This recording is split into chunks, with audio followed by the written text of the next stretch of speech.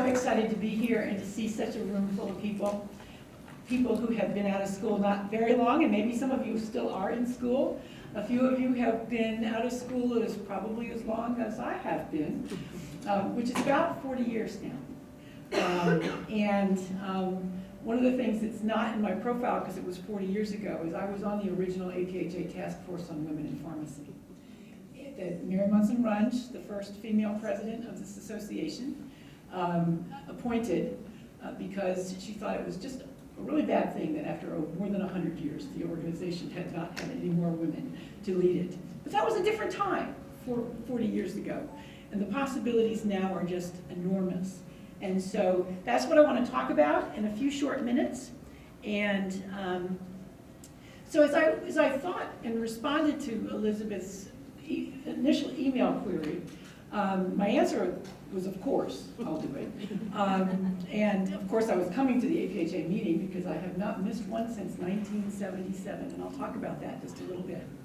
That's not a blue ribbon record because there are other people who have come to a lot more of them consecutively than I have. But I'll talk about the impact of that. So I wanted to use an acrostic, and I've used the term believe because it frames the points that I really want to bring across in just very few short minutes. So I wrote it, can you believe? And then as I really thought about it some more, I said, I want to flip those words around. You can believe, and believe in what? Believe in your potential. And I have just 7 thoughts about what might lift you up, reorient you in some of the ways that you have designed your professional and or personal life. The only thing that's not in my bio, and I probably should add it, is that 5 years ago I became a pastor's wife to the man that I've been married to for 35 years.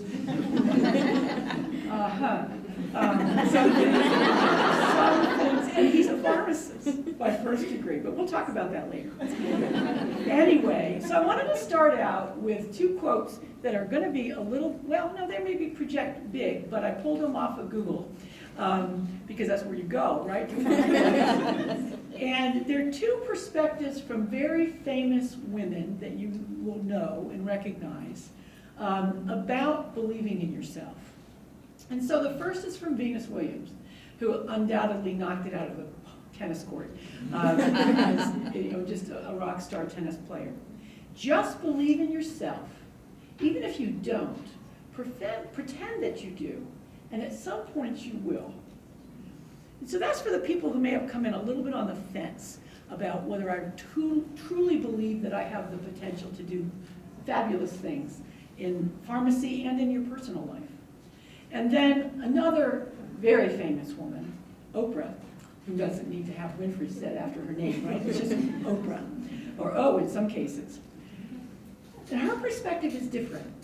Create the highest, grandest vision possible for your life, because you become what you believe. And so, believe that you can. So what does believe spell out? So the first point that I want to make is be your authentic self. And I get a note from a friend of mine who will turn 80 years old in just a few short weeks.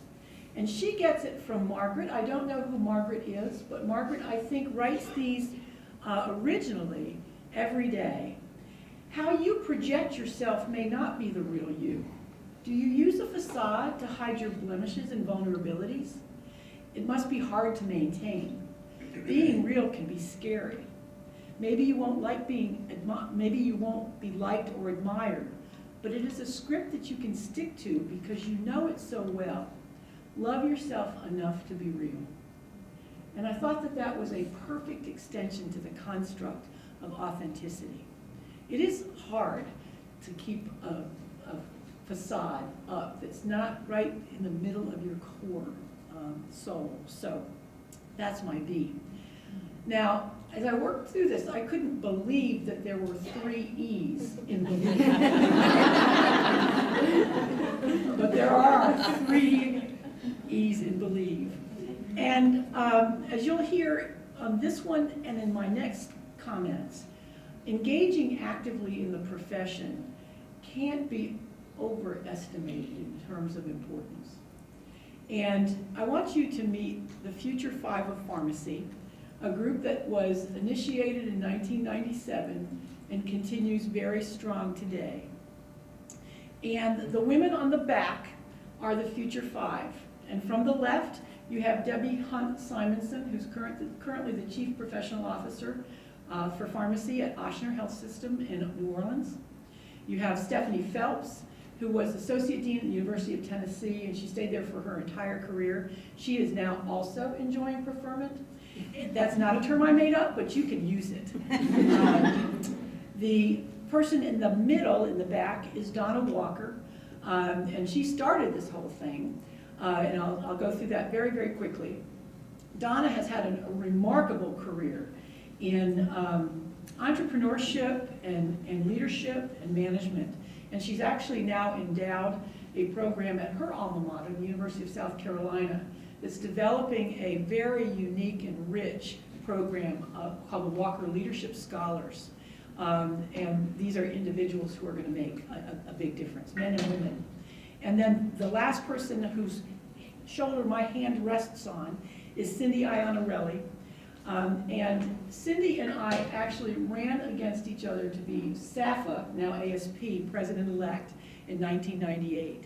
And we became really good friends in that process. Now the two women seated sort of in the front is Dal Iannarelli in the orange, and Donna's mom, Jeanette Walker. And they just have modeled the way for us in terms of being really strong women. Dal went to get her bachelor's, master's, and Ph.D. after Cindy got out of pharmacy school. Yeah, amazing, amazing women. And so how we got to know each other, Donna and I met at the ASP mid-year meeting in Memphis in the fall of 1997. Instant friendship. Like sometimes you are so lucky to have just an immediate bond. And she said, when I told her that somebody wanted me to run for national office, absolutely, and I will be your campaign manager.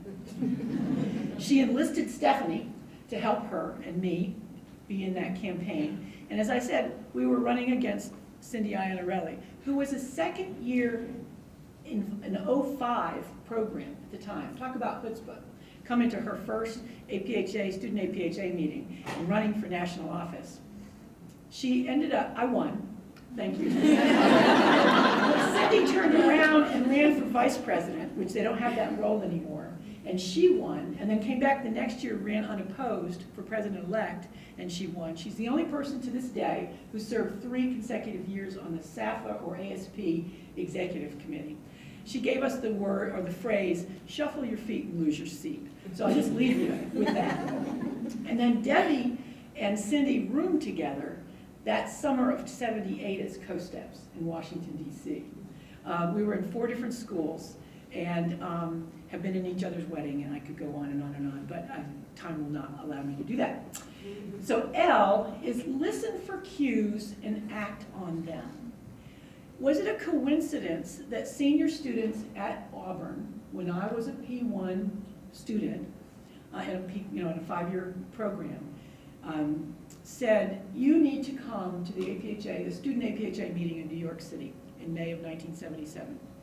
And I'm not a person that sat on my hands. I raised my hand, I ran for office, I chaired a committee or something that first year. So I obviously caught their attention.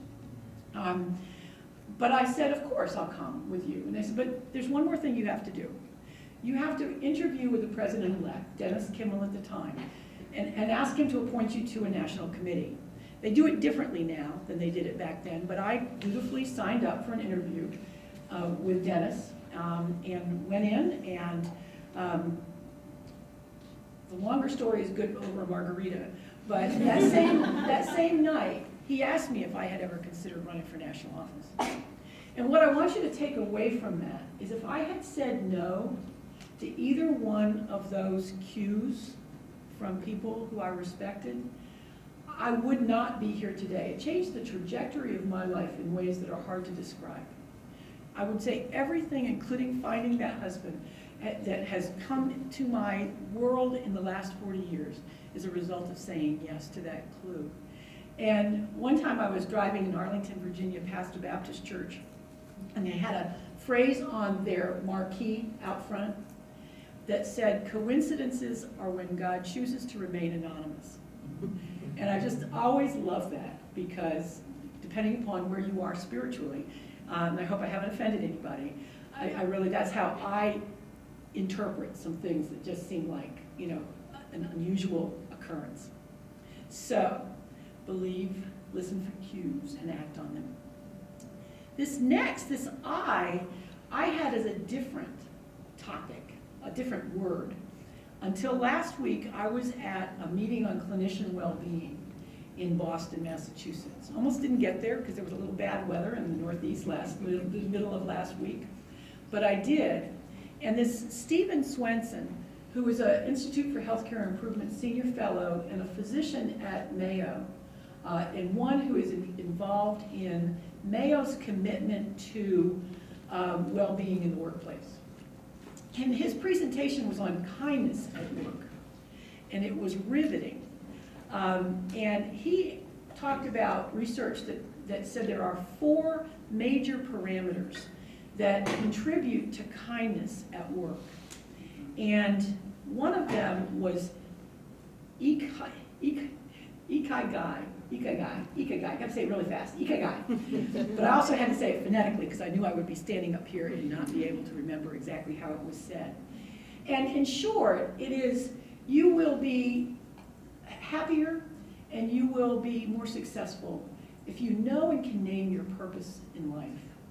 And that doesn't necessarily mean professional, but I think as much as you're committed to being here, knowing your professional purpose is really, really critical. And I decided when I was ready to make a transition in my career relatively early on, that I couldn't answer that question. And so I stopped and I thought about it. And for me, it's knowing that the position I'm in has the ability to contribute to improving the medication use process. Pretty broad, and you could fill in on any number of positions, but that's my true north, and I encourage you to have it. And he also suggested that personally, we develop our top 10 list. What are the top 10 things that are the most important to us in our life? Focus on those. Leave some of the peripheral stuff, you know, to the edges when you have time. But your top 10 is going to probably keep you pretty busy. And he said, and had the overlapping circles, which I tried to do in PowerPoint, and I was a fail. You know, but the intersection, the most important thing is where what you love to do and are good at also intersects with something that the world needs. And it was a pretty small little place, pretty refined, but that was his recipe. The second E is expand your networks continuously. And I'd love to see a show of hands of how many of you have taken and know your top strengths from Gallup Strengths Finder. Raise your hand. I knew that the schools were doing it a lot, and so AACP has a leadership development program for faculty called the Academic Leadership Fellows Program. And it's a strength-based program. And we have everybody on the AACP staff go and learn their strengths, and then we use them in a variety of different ways. Now, those of you who know me will be astonished to know that woo, which is winning others over, is my second strength. Not my first, but my second. And for me, what that means is I've never met a stranger. Never met a stranger, and I love meeting new people. And that's one of the reasons I've come back to this meeting every year since 1977. But really, I don't hardly go to educational programs anymore because I haven't practiced as a pharmacist for a very, very long time. I go to the general sessions, right, and special programs like this. But my meeting is full because of the opportunity to create new people in my network. And I always define a meeting as being really successful if I leave either knowing at least one person that I didn't know when I got there, or really deepening a relationship with somebody maybe I've known peripherally, but haven't gotten to know and connect with at the same level. Which relates to V, which is place a really high value on relationships and nurture them actively. So my top strength is relator, which means that I really place a value on nurturing those relationships. And that the combination of creating as many new ones as I can, realistically, and yes, I do accept LinkedIn from pharmacy colleagues, not from some of those weird people, you know, that you've never heard of about their work, or they want to get you to invest in something. Nope, ignore. But then one other thought that I had that has been really important to me in terms of relationships is a construct of having a biggest fan. Now, for me, growing up and through college, it was my mom. She was an awesome person, widowed at 41 with 3 kids, remarried, moved me from Connecticut to Alabama when I was 16. I forgave her for that. And I lost her prematurely. Oh, we have a terrible cardiovascular family history. And she was only 58 years old. And I was lost for a while. I had a lot of my future 5, I had a lot of really dear, close friendship. And they circled me at that point in my life. But I have to say today, my biggest fan is Dan, Pastor Dan. And he knows it. And it's good. It's 35 years good. So the third and final E is empower others. As you are thinking about your leadership style and your management, your supervision, we've picked up a clue from a book that I'm going to show you the cover of in just a moment, about, you have a tendency, I definitely have the tendency of imparting my wisdom to anybody who would listen, including my staff. But what the finesse of Jenny Catrone's approach to this is that our role as leaders and as managers and as supervisors really ought to be to listen to others' wisdom. And even if it's somebody who is relatively junior, they're apt to have some really good, maybe even out-of-the-box ideas. Nurturing those, helping them finesse them if they're not ripe yet, but doing that more than constantly telling people what you think is the right thing to do. Stephanie Phelps, a couple of months ago, reached out to some of her former students, residents, and fellows, small group, some of you are in the room, to ask if we'd like to do a book study together, on Zoom, of course, because we were in lots of different places. And so we've been going through this, what I characterize as the unique take on leadership by Jenny Catrone. Leading from your heart, soul, mind, and strength. And I have already, we just did soul, and so we have mind and strength left to go. And there's a lot of wisdom in this, including that statement that I just shared with you. So, I'm not going to read these to you because these slides will be available for anybody who wants them. They're original, so you just use them, please. But the major point is believe in yourself in terms of what you can do. And I have 3 final thoughts to share with you that I think are important for this time in pharmacy specifically. I picked up this concept of the last mile, and what it really relates to is the difficulty in a technology implementation, like laying 5G fiber optic cable in Mineral, Virginia, which is as rural as the day has come, population of 500, that it's the most difficult in the process. I sincerely believe that pharmacy is at or approaching the last mile in achieving the vision that the visionaries that I grew up as a student and have enjoyed knowing as APhA leaders and other leaders in the profession have for fully liberating the talents of America's pharmacists and global pharmacists. But let's just do America right now. And so I challenge you to think about what your role can be in helping us achieve that aim of really positioning pharmacists in your knowledge, skills, and accessibility for the great things that still need to be done in the healthcare system. Second thing I want to share is some scholarship. I can't cite the specific research, but I think this is now kind of common knowledge, that there's a difference between men and women in evaluating whether or not you're ready for a new opportunity. You've been offered the opportunity to go up in management, and you've read the qualifications in the position description. And research shows that women think they have to have nailed almost all of them, whereas men are not quite as convicted to that. And I mean no disrespect. It's just a different perspective on, I believe I can do this. So, and then finally, and I attribute knowing about this to my good friend Becky Sneed from NASPA. That's an African proverb that if you want to go fast, go alone. If you want to go far, go together. And we have a far way to go, and so let's enjoy doing it together. And speaking of joy, one of the things you can do in preferment is you can read a lot more for pleasure. And I just walked past a bookshelf in a fair trade shop, and this book was on the stand. And if you're not familiar with it, I know you probably are familiar with the two men whose pictures are on the cover.